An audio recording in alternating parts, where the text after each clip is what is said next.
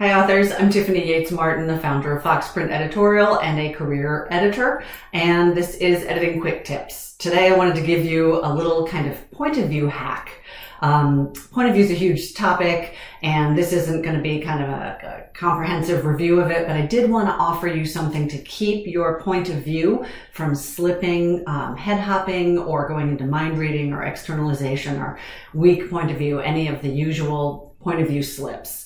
Just a quick review. First person is the I, me voice. Second person is the you voice. Third person is the he, she voice. And within third person, there's objective point of view, omniscient point of view, and limited third point of view.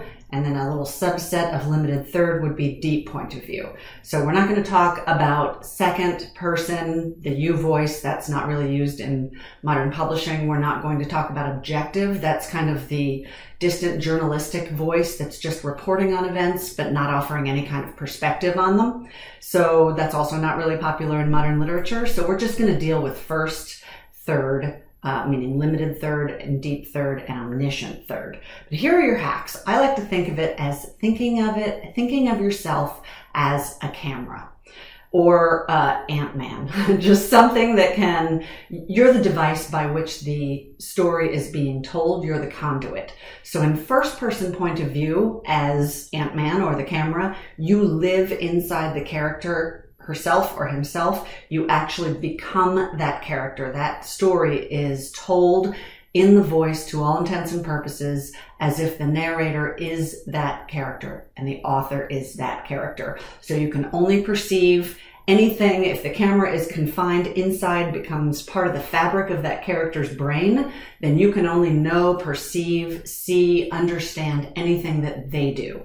The same applies for deep point of view in third person, because it's very similar to that. The camera actually becomes the character. The author, essentially, the narrator voice, is that character. So everything that character perceives, feels, reacts to, knows, that's all that you can convey in the narrative.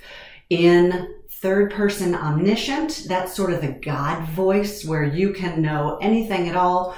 So you can imagine that the camera is totally separate from the point of view character, from any character at all. However, it has access to all characters' thoughts, to their reactions, to everything going on inside of them. It doesn't become them, though. So it's simply observing it. The camera can go inside of their heads and report on what they're thinking and feeling, but it can't become that character.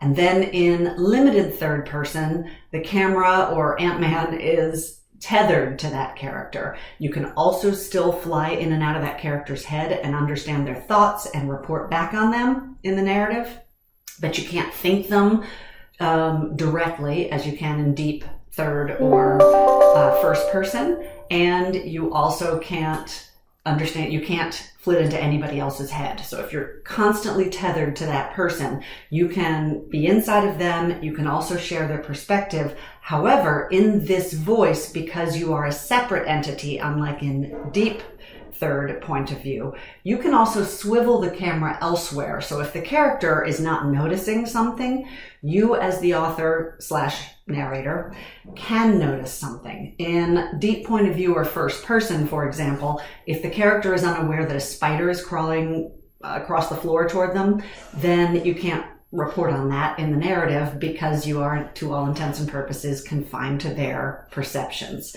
However, if you are on that tether in limited third person, you can notice that thing. You can see things that the character doesn't see, but only in their direct purview because your little tether is tied to them about, 12 inches. I hope that helps. If you guys want to know more, I'm going to post in the comments below a couple of articles and posts I've written on this subject more broadly. There's also a class coming up where I'll dive really deeply into this. You can join me at my website at foxprinteditorial.com for a lot more resources, and you can check out more editorial quick tips on my YouTube channel. Thanks for joining us.